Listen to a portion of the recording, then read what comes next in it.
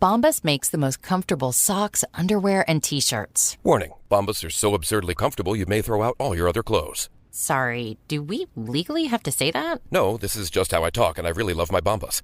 They do feel that good. And they do good, too. One item purchased equals one item donated. To feel good and do good, go to bombas.com/ACAST and use code ACAST for 20% off your first purchase. That's BOMBAS.com/ACAST and use code ACAST at checkout. The iHeartRadio Music Festival was a blast, and Hyundai's EV lineup was there for every moment. In Vegas, Hyundai took VIPs to the Speedway to test drive the 601-horsepower Ioniq 5N. On Friday, the EV Sessions winner was announced, Hyundai's music contest on TikTok. The twist? Their performances were all powered by the all-electric Hyundai Ioniq 5. How cool is that? And after the show, fans got to check out the Hyundai dance floor at House of Music. Thanks again to Hyundai's amazing EV lineup. Learn more at HyundaiUSA.com or call 562-314-4603. Hey there. Looking to level up your shopping experience? Let me introduce you to Amazon Live. If you haven't heard, it's a shoppable video experience where influencers and creators showcase the latest must-haves all while you shop in real time. And for those who love some celeb gossip, reality stars like Kyle Richards, Lala Kent, and friend of the pod, Paige DeSorbo. On her new show, In Bed with Paige DeSorbo, Paige invites top-tier guests to cozy up in her fluffy bed where they spill secrets, share nighttime routines, and even whip up midnight snacks. Stream and shop new episodes of her series In Bed with Paige DeSorbo every Tuesday at 7 p.m. ET by going to amazon.com/live/Paige_DeSorbo. Or you can watch Amazon Live's new live TV channel on Freevee or Prime Video under the DIY section and shop along on your phone. Hey guys, this is Carly. Just as a reminder, we're on a break this week, so that means we are releasing an episode from our Patreon about the documentary, A Courtship. We'll be back with more Sister Wives next week. Enjoy!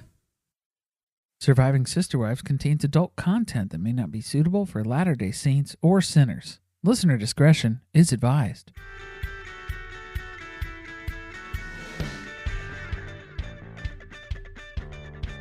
Hello and welcome to Surviving Sister Wives. I'm Corey. And I'm Carly.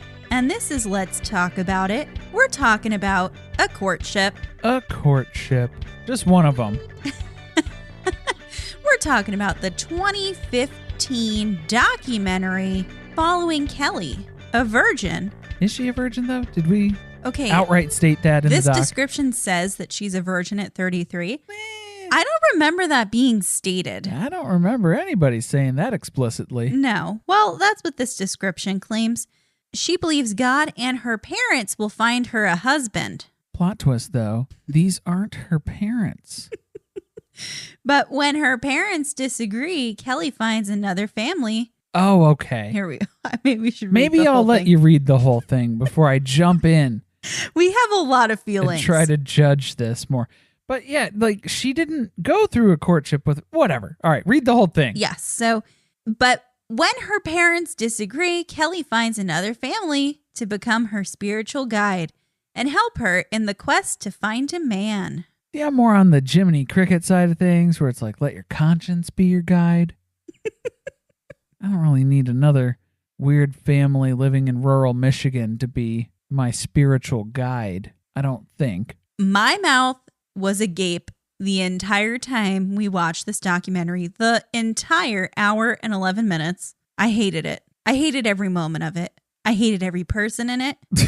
I would hear audible gasps at various points when I knew I would need to pause, and it was like, don't get too wrapped up in these notes. It's going to be a lot of this. We're just getting started. We're just getting warmed up. There was so much that was so egregious to me. I can't believe how much I typed, actually. My notes are pretty long. Oh, boy. Yeah, there's a lot to go over. So we'll jump right into it. And before we jump in, want to thank you all for your patience. I know it took a little extra time for us to get this episode out. We had a series of unfortunate events, very busy at work, very taken by surprise that it was a 2-hour finale of Sister Wives sprung on us at the last moment. So thanks for hanging in there with us, and go ahead and fire up Amazon Prime, pop on a courtship, get caught up, and then get ready to dive in right here, right off the bat with us. So we jump right in and we meet Ron Wright and his family, who believes that secular dating is not just inappropriate or unfortunate or not successful. It's harmful. So instead, he and his family practice Christian courtship, and they spend their free time spreading the word about its successes to other people. Do they have any successes? There are no documented successes in this system yet. Haven't seen it. As we will find out, I'd like a case study, Ron. Could you present me one before I walk down this path with you? I didn't see it on the website. Before I send my daughter to live at your home, can you maybe give me something? Yeah, it's a weird qualifying factor for him. But yeah, so we do get to learn that they are training their daughter to be a wife. Career is second, wife is first. Why would I go to college? My only desire is to be a helpmate to my future husband. She's looking for the assist. She ain't selfish. Not knocking it. That was the older daughter, right? That was Savannah. I That's think her so. name. Yeah, so she's a real gem. And then in the same scene, we have some woman who starts rambling about how she's seen women living on their own who are just out of balance. That's not a normal life to live. You need a husband. You need to have children to look after. Need some stability in our lives. This is when we meet Kelly. And is her last name Bogus? Or is it Bogus? Or They never pronounced it. We're going to go with bogus. I'm going to say Bogus. So it's Kelly Bogus, and she's 33 years old, and she's still single. I don't know how, right? She doesn't know how. I think Kelly's supposed to be the protagonist, but I'm not really sure that I feel that way. I think the label I would give her is victim. I think she's the victim of this documentary. Oh, man. This is such a problematic documentary. Poor Kelly has been really taken for a ride by this family. Ron is a real snake oil salesman. Don't you feel it? Well, he's got to sell something. I like how you described him, where when we were talking about it after we had initially watched it, and just the big vibes, distinct vibes that he throws off just as a person. Real big Ron Jeremy vibes mixed with a little Danny DeVito in Matilda. That's what I'm getting. Yeah, that's pretty accurate. I didn't he has kind of a rat tooth thing going on with the two front fangs. I didn't like that. Made me a little uncomfortable. Oh. To file those down. So back to Kelly. She looks like every average, white, young Christian girl out there. She's got blonde hair, blue eyes, the ideal look. You know, very Aryan. Oh, okay. I didn't know. Again, Carly has weird requirements just like Ron has weird requirements. I'm learning a lot. So this is where, okay, did you see how they tried to slip this in? Introducing us to Kelly Bogus. She's 33 years old and single. She has been a devout Christian since college.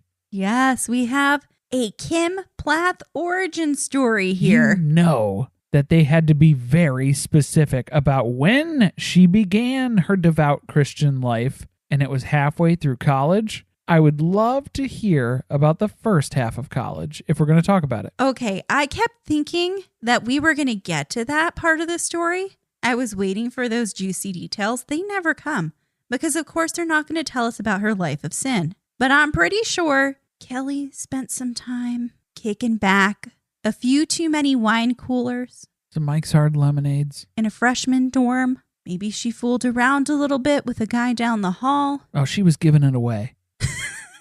As they say. Oh, yeah.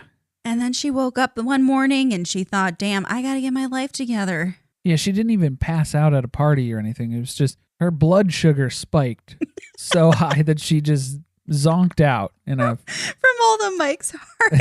Yes. It wasn't even an alcohol pass out situation. It was just blood sugar, borderline diabetes. It was a problem. But it turns out she met the Wrights because she was babysitting for him. And she'd been praying for years for some spiritual parents to provide her with a courtship. My notes just say, of course she teaches interpretive dance to Christian contemporary music. That's checking two things off Carly's creepy list. Carly doesn't like children singing in Children unison. singing, never right. There's never an appropriate moment for that. Christmas choir concert? It's still a little creepy. I think time and a place. If you were just walking through the woods and you heard a bunch of children singing in unison, yeah, that's a little that's odd. pretty bad. That's bad. That seems But odd. yeah, interpretive dance to Christian R&B, which is what it seemed to be. Is there such a genre? It's a pretty generous description there. I don't think R&B, I don't think I would lump it in there with Marvin Gaye, some of that soul classics. So the deal now is that I guess Ron and Dawn, his wife, are her pseudo-Christian parents or something. That's what they've agreed to. She's going to live in their house, and they are going to filter all interested suitors through Ron. Yeah, and this isn't a new setup. This broad moved in 7 fucking years ago. Right. That's how long she's been here. So wait, so they said she was 33. So when she was 26. I don't know that math jives with what I saw on their Facebook page, but we'll get to that. So the basic setup here that we have is that Ron screens potential mates on mandates, I guess you could call them. So like, does this fulfill something for Ron in a way where he gets to go out on little dates with dudes? I kind of think he was a little too enthusiastic about it. I think it might be scratching an itch for him here. He gets a kick out of this. Yeah, there's some very important questions that he has to ask. You listen to Glenn Beck? Are you comfortable with a gay elder in the church who's not practicing? What about Obama and his approach to Israel? What do you think about that? Just kind of the top items that you would ask someone in getting to know them. Do you think the South will rise again? Okay, speaking of, my notes just say 9 minutes and 15 seconds. Little girl in a straw hat wearing overalls and a picnic table shirt while playing with a toy horse. Why? That is how they are keeping their youngest daughter. What was her name? Anika? Something like that. Yeah, Annika, Aunt Anika, something. Yeah, something like that. That is how they are keeping her away from all the boys. Yeah, I like how they don't shop for guys. They just live their normal life, like the weird overall kid playing with dolls in the kitchen. And they let God handle the rest. It's not going so well. There have been a limited number of suitors who've come their way, including the man who we got to see Ron interviewing in the opening sequence where... Dating. You can call it dating. He looked like he was a few months away from collecting his first Social Security check. Yeah, I mean, he was an old dude. That's what Kelly's looking for, though. She's looking for a daddy. Take care of her? Yeah. So she's stuck living in this circle of hell until she gets married. That's the agreement. That's their commitment to Kelly. Is we won't let you move out until you get married. She's doing shit like dusting books. It looks like a library, by the way, in there. They have a lot of goddamn books. She is feeding chickens. I thought I was watching 90 Day Fiance for a minute. Yeah. And it's unfortunate because no one she's ever been interested in has been interested in her. What was very off-putting for me in this scenario was there was a sort of regression taking place here. Obviously, when you move into a family's house and you're saying, you will be my spiritual parents for this dating process, she kind of reverted back to teenage mentality and like responsibility level almost. Because even just when she was climbing into bed, there was one shot where it was just like a 16-year-old girl's bedroom. Oh, yeah. I have theories about this.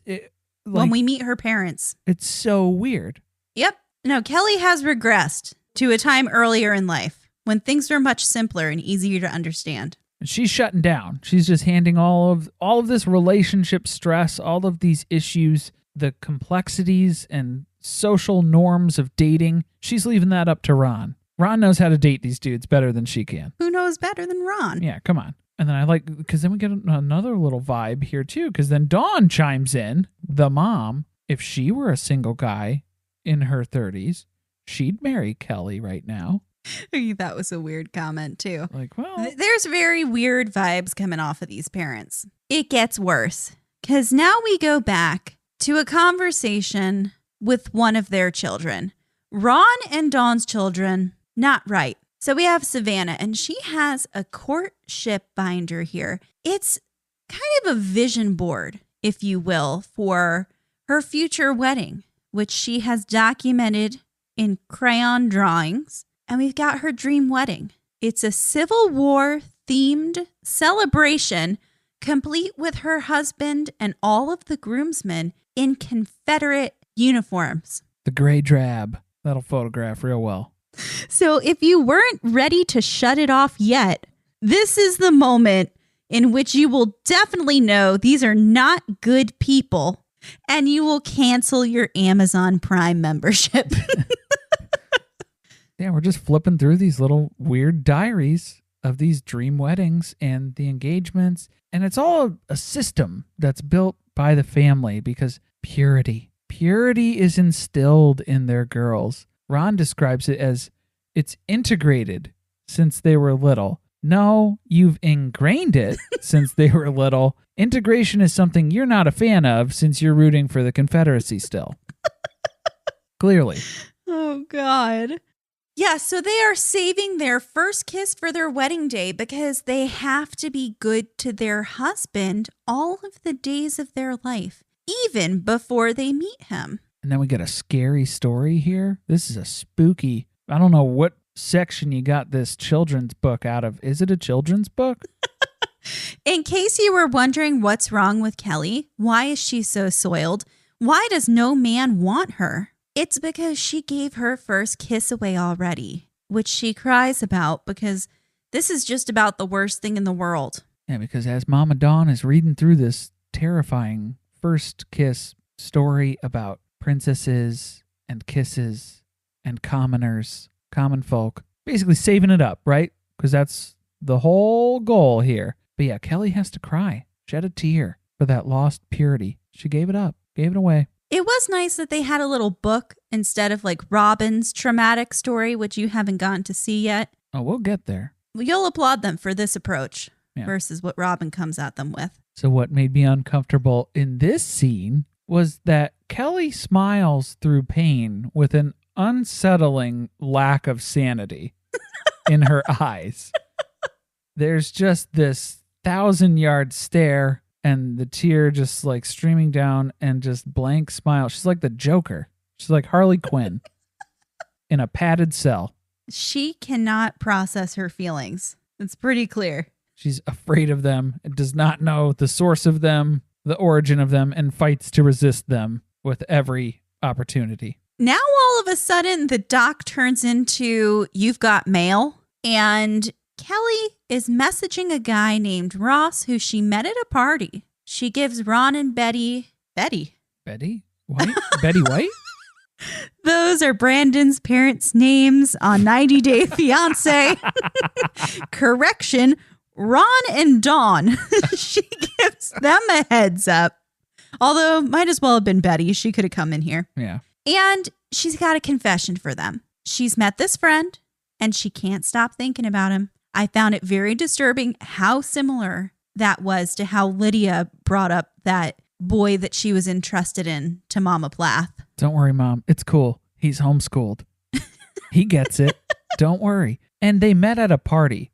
What do you think that party looked like? Oh, I don't think it was a party. I think it was a church function that she's calling a party. She's calling it a party. There was a bowl of punch, so it was a party. Legally, we have to call it a sock hop because Robin busted out the phonograph again. Sweet 16 and never been kissed. So Ron's going to screen him. This is great news. This is the first step in the courtship process. Yeah, I guess Ron's ready to risk some heartache. He's going to invite him over. Okay. We have to talk about this first meeting. Ross shows up to the house. He's actually come to visit, and he's brought his brother along with him. It is awkward from the moment they walk in the door. So he voices something because, Ross rolls up with his chaperone, his younger brother, because, again, he's into this courtship lifestyle. He gets it. He's down with this. But they start off, as soon as they walk through the door, with excuses about how they were late and they hit some traffic. Where are you hitting traffic? I don't know. In Grand Rapids, Michigan? It's also really weird because Ron suddenly turns into he thinks he's this macho dude or something. And he's giving them, both of the boys, he's piercing through their souls with his eyes. He's mean mugging them from across the room at every opportunity. He's judging with those little rat teeth. He's baring those teeth. Establishing dominance. Yeah, making eye contact for way too long. He's clearly making them very nervous because at one point, Ross compliments their meat. I mean, how can you not? It's very good meat. You got to do it. Yeah, there's just a lot of pensive sounds over eating meat at this table for dinner. We get a little backstory about why Ron and Dawn have taken this approach. Turns out their relationship was built on pure physical attraction. Is that what it was? Is that what you call that? I thought it was just they were young and horny and they knew they had to get married before they could fuck. So that's what they did. That's the truth of it. After 3 years, they got a little tired of each other. They went through an emotional divorce. Oh, we know that story. Mary. And they ultimately found their way back to each other, I'm sure through God. And now they are making sure their daughters don't face the same fate and that they pick their spouses wisely. Okay, so Ron's biggest complaint was that he and Dawn didn't know each other well enough when they got married. Correct. And he wants his daughters to avoid that scenario by dating their boyfriends for his daughters so they don't actually directly get to know this person? Yeah, you're following the logic. Because how does a courtship setup prevent you from not knowing somebody? Because I think it does prevent you from knowing someone. Remember, they gave us the version of the story that they deemed appropriate for the world to know, but it's really just they took the horniness out of the equation. That's a shame. That's where you really learn about you and the other person. So I had to write down this next title card word for word so I would get it right. When not working as a snowplow dispatcher, Ron manages a website devoted to courtship. I was trying to take notes and read the title card, which I am notoriously bad at. And until you stopped it so that you could take the exact verbiage down, I thought that it said that Ron sold snowplows, and I was very confused. I wasn't surprised he was a salesman. I got that vibe. He's not a salesman. He's a snowplow dispatcher. My confusion is... Well, I know that now. Well, that's not a salesman. I'm just confused. What does he do the other 8 months out of the year when it's not snowing? He runs this website. Right. Manages a website devoted to courtship. It's called beforethekiss.com. And Kelly actually came up with the name, but we're not giving her any of the cuts from the money that we get. I just checked. It does not work any longer, so... That is an expired domain. That's unfortunate, but we do know what kind of content, what important topics were addressed on beforethekiss.com. Things like how to prepare for marriage. Is your daughter a good cook? Can she clean? Homeschooling? Bible studying? Do you have all the necessary skills to become a wife? Do you? And by the way, now that domain name is free, somebody can buy it, and then you could just make a list of all the bands you need to listen to before you get into Kiss. And that'd be great. I think that'd be a better use for that domain space. How has someone not bought this yet? Oh, I'd buy the shit out of this. You know how much traffic you would get just from people watching a courtship and trying to figure out what it is? Oh, that would be something to do. If I had some free time, that's what I'd be doing with it. If I was a snow plow dispatcher and I had 8 months out of the year where I wasn't doing anything because the weather did not allow me to have a job, then yeah, I would build an entire mock website. I'm just going to float this idea out there. Satanists, you're missing a real opportunity to co-op this website. That's what I'm getting at. Please step in. All right, so we've got some big news because Ross, he's called back even after that first visit to the house. It's a miracle. And they get really sketchy. Ron and Dawn, they got to go talk to each other. It seems like they're going outside. We're like, do you guys know you're still mic'd? Like, that's how much it seems like they're trying to make this a private conversation. And then they enter the garage. They open the minivan. They close the door. The cameraman is in the front seat. And now they have the conversation about what's going on with Ross. I know, it was like a scene from Goodfellas. It's like, turn on the shower. Are you wearing a wire? Like, it was so over the top. Yeah, it was a little much. It was like they were in Tony Soprano's basement or something. Right. And it turns out Ross wants to see Kelly again, but he asked if they could keep it a secret from her. I think she's going to find out. Sooner or later, eventually. Because yes, the day finally comes. It's their first date, and the whole gang is here. I don't know why I expected it just to be Kelly and Ross. Not only is the whole family there, they are in coordinating outfits. They're wearing teal and white, all of them. It's for the photo shoot later. This seemed like it was a church function or something. I'm not really sure. It's church, yeah. It turns out to be a dance recital. Yeah, it's like a performance piece. I know my understanding is that these things can sometimes be the same thing. Well, if you open it with a prayer from a pastor, I'd say it's a church thing. I'd count that as a church thing. But it was their first date, and they did shake hands. Yes. So that was a big step. And then they watched the recital flanked by the sweaty bodies of Ron and Dawn. They had to be on each side of them to make sure that no inappropriate contact, conversation. I'm going to cut those pheromones back with some middle-age sweat and desperation. So we know you guys were really pulling here for Kelly and Ross. Things seem to be going well, but there's a problem.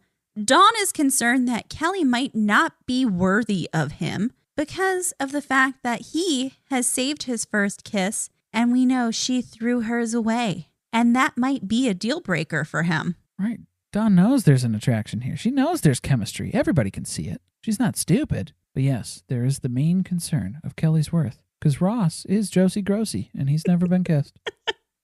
How petty do you have to be to think this person may be my partner in life? She was perfect, except for the fact that she threw her first kiss away. This is purity culture at its worst. I gotta know. I gotta know what she was doing those first 2 years of college. I gotta know. There's no way to know. Oh, now we get to see Kelly visit her family. Yes, this is her biological family. So we finally hear the backstory. We find out that when she went to college, she really fell apart. She lost her security blanket of her family, and then her parents got divorced, and she was lost. And pretty much, yeah, everybody said Kelly didn't know how to deal with that. And I think Kelly still doesn't know how to deal with that. Yes. I think Kelly has experienced some trauma because she's not able to process her feelings very well. And she reverted back to a childlike state and is living with these people in this crazy scenario because it is an easy way for her to avoid life because it's too difficult for her. And Kelly's mom, she gets it. She understands this reasoning. She's like, I can see why she was drawn to this for that feeling of security and safety. And it's just reverting back to those teen years where that's when things were stable in her life. So why wouldn't she want to go back to that? It makes sense. But her mom's like, no, it's weird though.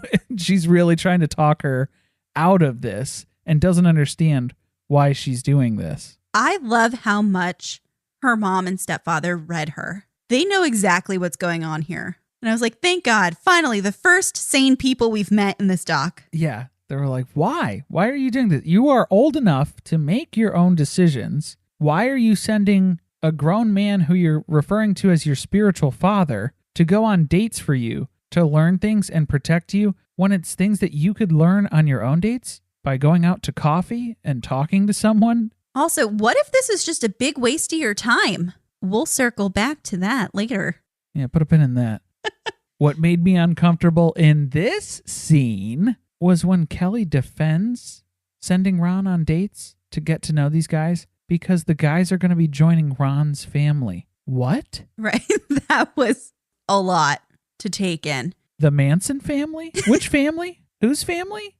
She really thinks that these are her parents now. So I thought that was a little odd to kind of commit to that ownership level there. While she's away, Ron has been taking advantage of this time. He is going to break the news to Ross that Kelly is tainted damaged goods. She did not save her first kiss. Ross plays this off. He's trying to be cool about it. He's like, well, I would prefer it if she were pure, but I understand God's grace, so I'll forgive her. That's okay if she's given the kiss away. Let's not end the courtship yet. Ross is a saint.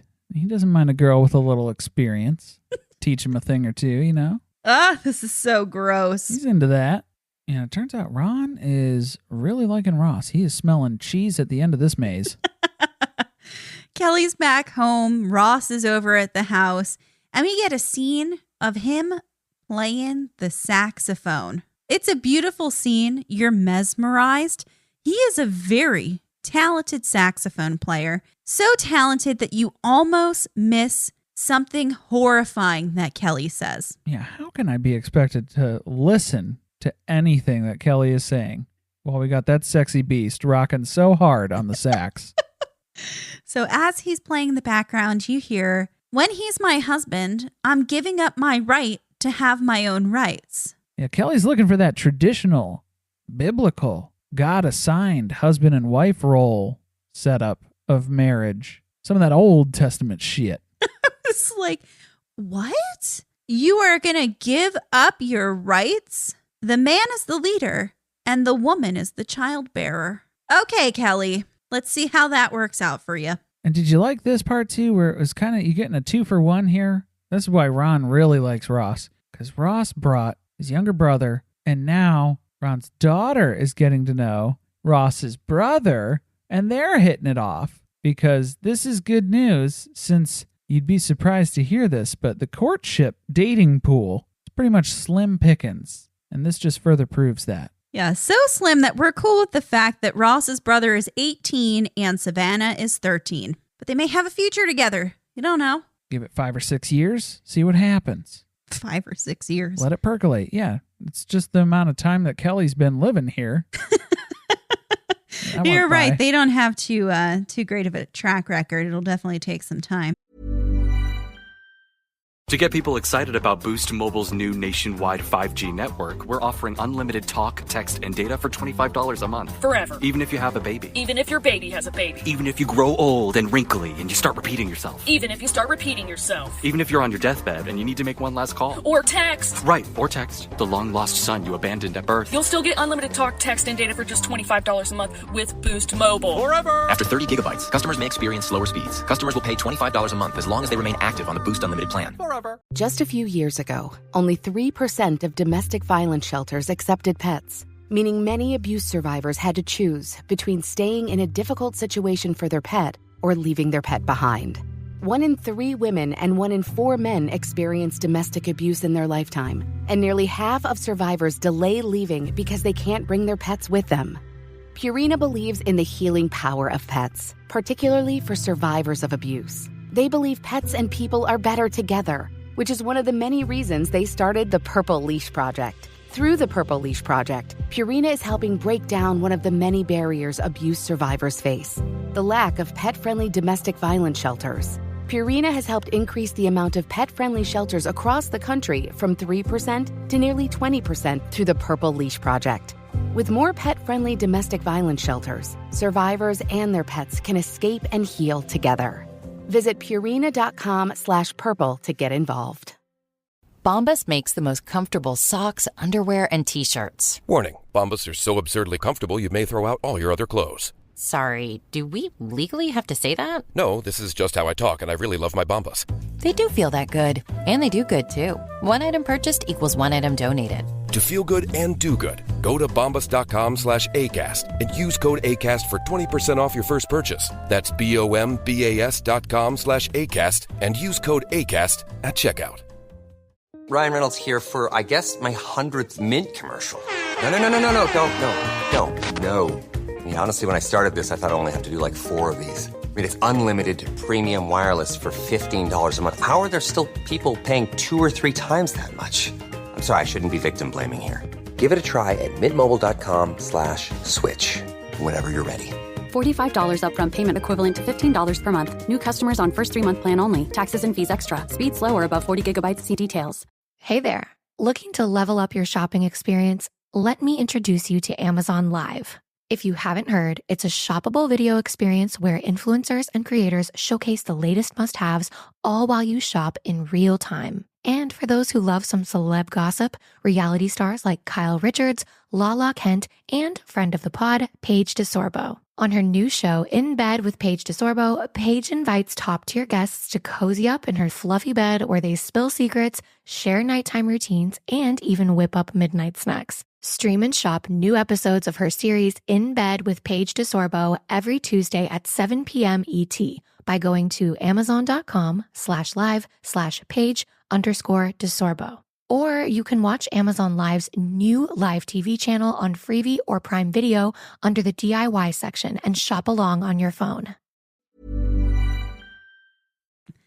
Now, back at the beginning of this courtship, Ron had asked Kelly to cool it on any of the stalking. Don't look into this guy too much. Turns out Dawn has been doing that for her. She is busy trolling Facebook, looking at every one of Ross's posts, and she is unhappy because she sees one that Ross has recently written following an unexpected passing of a very good friend. Yeah, like most relationships now, this one's going to end on Facebook.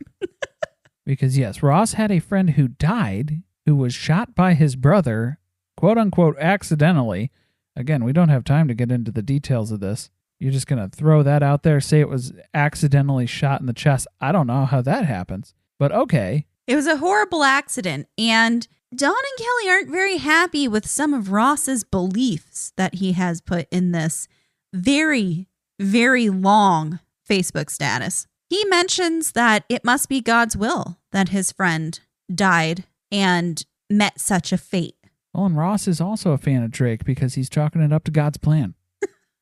God's plan. They are going to break up with him over a sentence because he's a broken person, according to Dawn.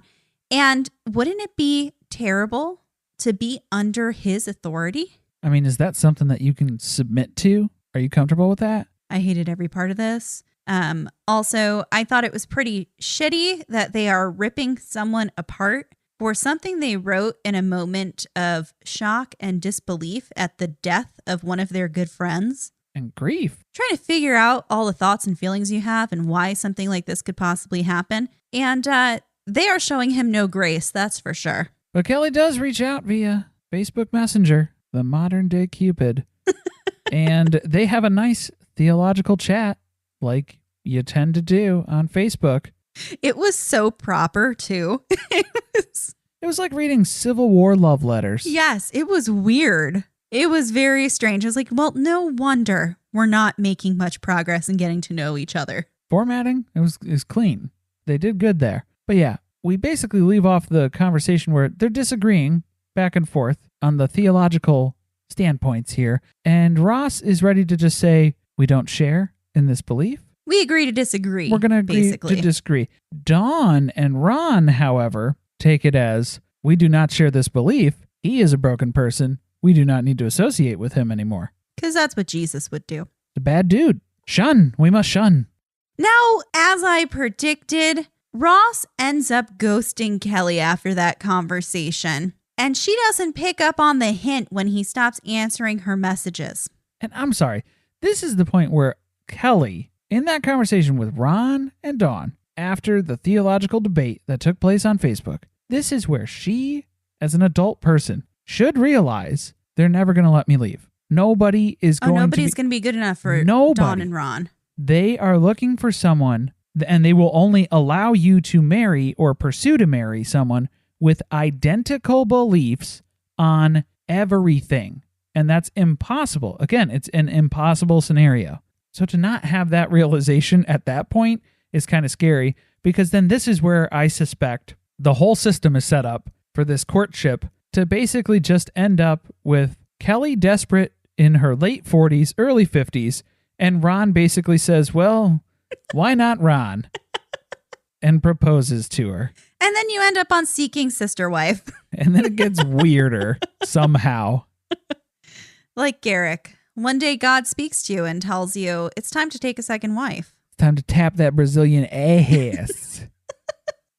Ross ends up sending a very long, rambling email about how he can't come to visit them twice in 2 weeks.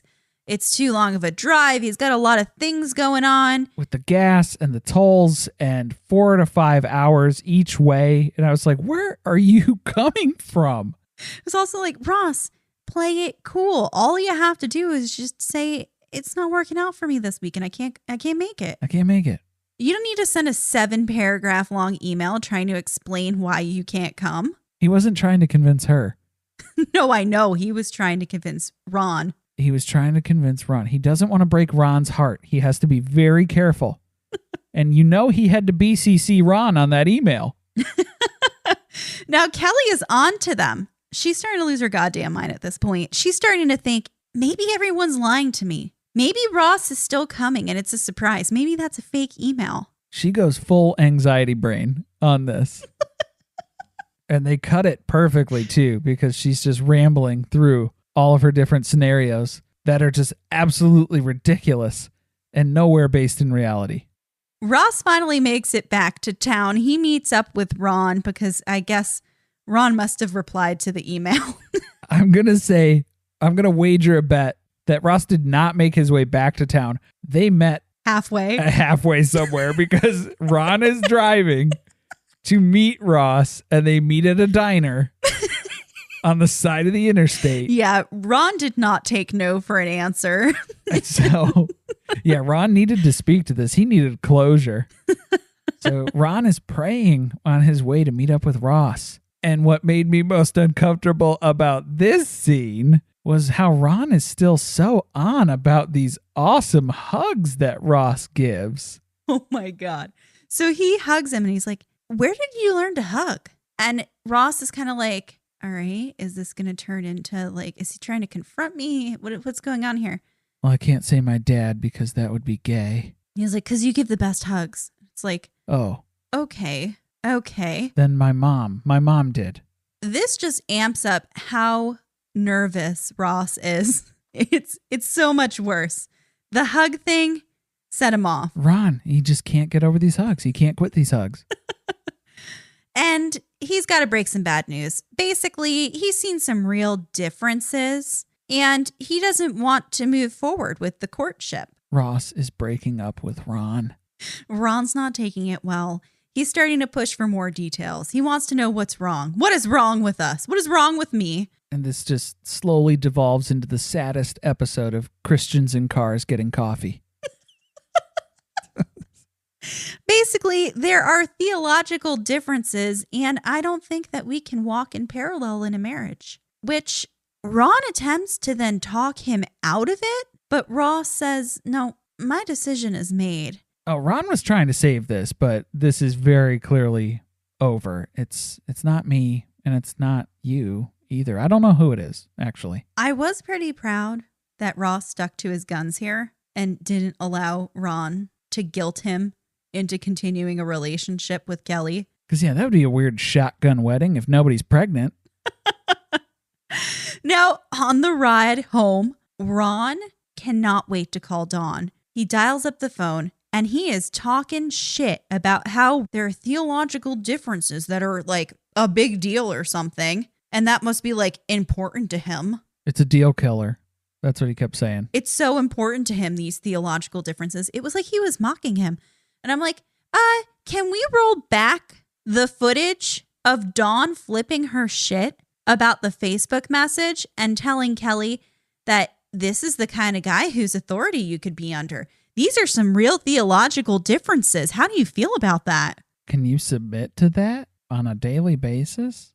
But Ross was the one who ended it, so now they're upset. Right, yeah. It is kind of weird because it's like your whole family got broken up with. It is very strange. And Kelly can't deal with this because why did we spend so much time together then? What was this all for? That's called getting to know one another. That's called dating. That's kind of a requirement before marriage. And so, again, if your whole reasoning for the courtship was to not have your heart broken and to not feel those feelings, you just felt those feelings. So how is the courtship working to your favor now? They had one bad experience and Dawn says to Kelly, I don't know, maybe you'll never get married. which is exactly what you want to hear after someone's broken up with you. Just realize we'll keep you as long as it takes you to find a man, but also realize you may never find a husband.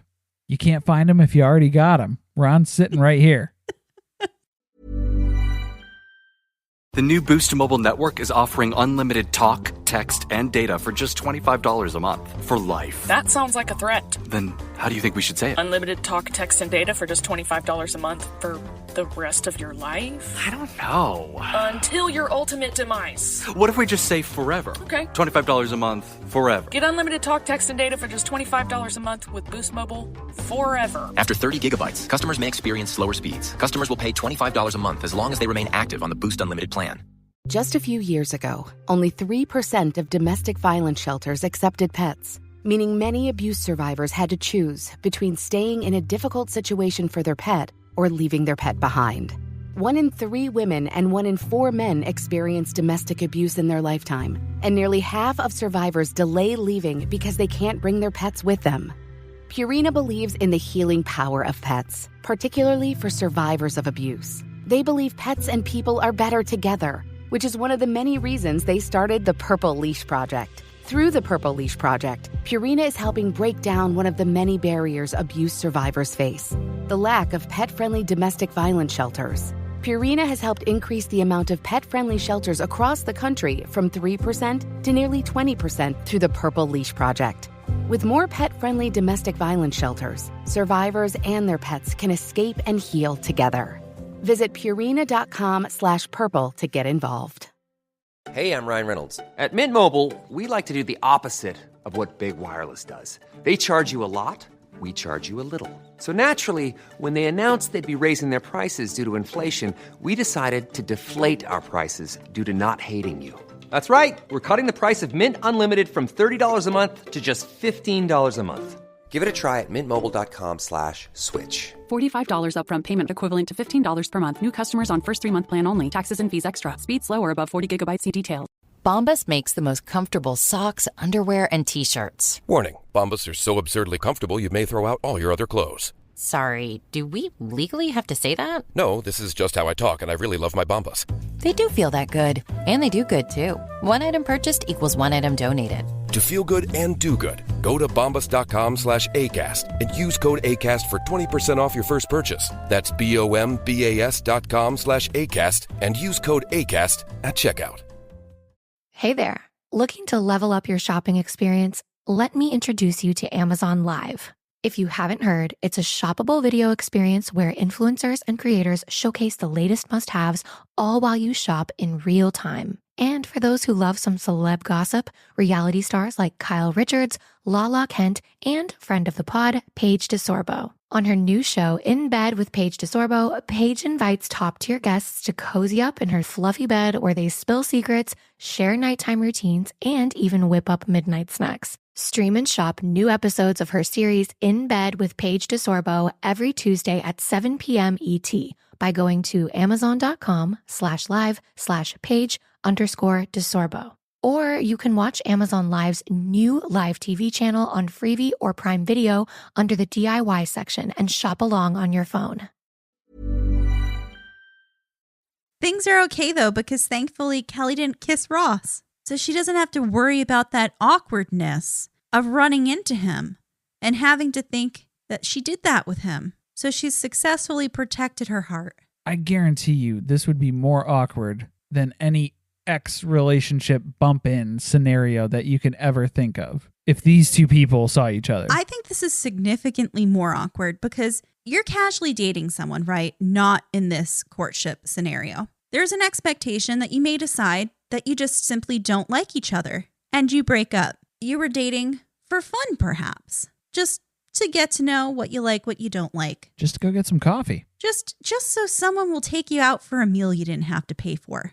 You know, that kind of thing. The courtship, you're not dating, right? But you're entering a relationship with the expectation up front that you may marry each other. I think that's significantly more awkward when you break up. Yes, because then that was the whole reason, like, why are we doing this? What was the time spent here? Because, yes, that's what you were building towards, was a proposal. And now all's lost. And now it's gone. So could a man want me just to get to know me and want to keep me. Kelly's already found all that in the Lord. Yeah, it ended on just as bad a note as it started. Everything that she could never find in any man.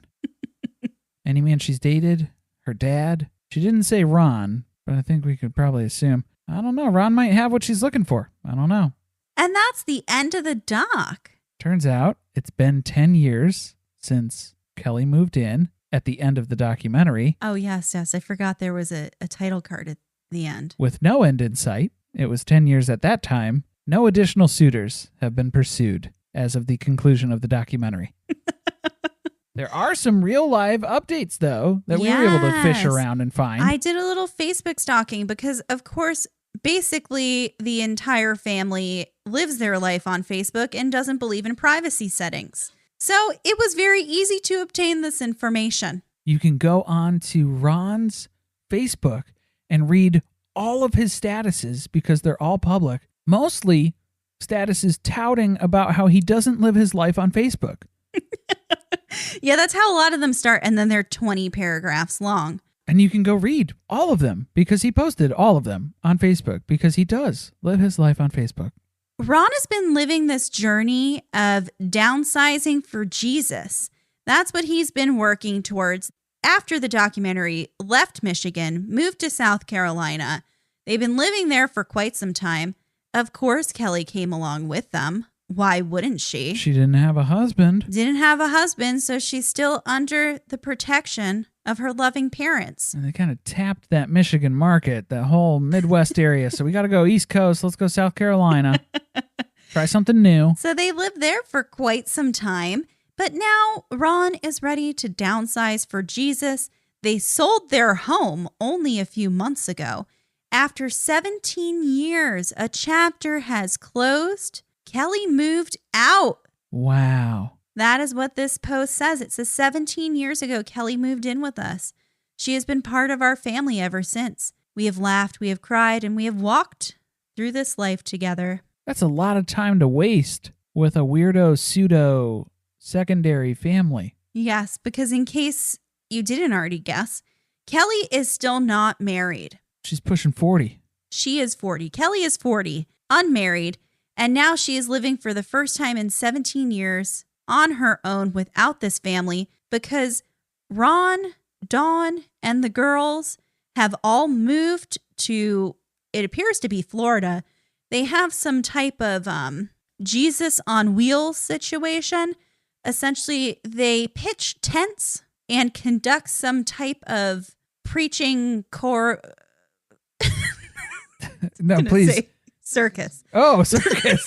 Sideshow. Yes, there's a Jesus sideshow that they have going on. It's like a Jesus food truck. Yeah. You should really go to the page, though, and check it out because you get to see the progression where it started with little camping tents and then they had to attach more little camping tents. And now they have like a professional... Big top? Big top.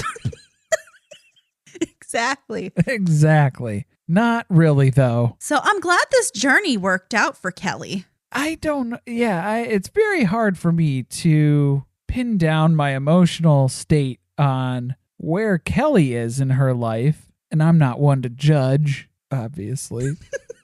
Clearly. Of course I'm going to judge, but I can't pin it down. I don't know where I stand with her. Because, man, this is weird to like regress to teenage era level stuff. She's just going to be like a weird Sunday school teacher lady for her whole life. I think that's why she didn't go on the circus with them. It's because she has to teach her dance classes and you've got to be stationary to do that. You can't have a tent for dancing? No, but you've got to have a class. She's got the same girls who come to class every week. She can't move from place to place. You think she's making enough on that venture? No, I don't. I don't think it's anything to leave your family over. I think you had plenty of other good reasons and better reasons to leave these people far before they took up their Jesus circus endeavor. I hope we get Kelly on something like The Single Life. We get to see her date a little bit. Yeah, that'd be weird. I don't think I'd be able to watch that. Breaking Amish, something similar. It'd be very cringe. Breaking Courtship. Oh, that'd be fun. But she's the only person who's ever been in the Courtship program. The website doesn't exist anymore. Until Church of Satan. I don't know. I'm just saying. Throwing it out there. Check it out. And that's our recap of A Courtship. We hated it. What did you expect? Yeah, go figure. It made me feel yucky. There was yucky energy, as Robin would say. We'll be back next time with what appears to be a recap of Extreme Sisters. So we're really changing the mood here. It's still crazy family dynamic. It's true. Hopefully a little more lighthearted. Pretty consistent. Thank you for listening. If you want to support us, the best way to do that is by subscribing to the podcast and leaving a review on Apple Podcast. You can tweet with us about the episode at surviving_pod. Stay tuned. Share with friends. See you next time.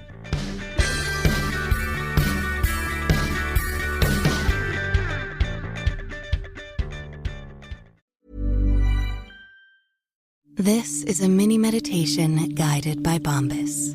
Repeat after me. I'm comfy. I'm cozy. I have 0 blisters on my toes.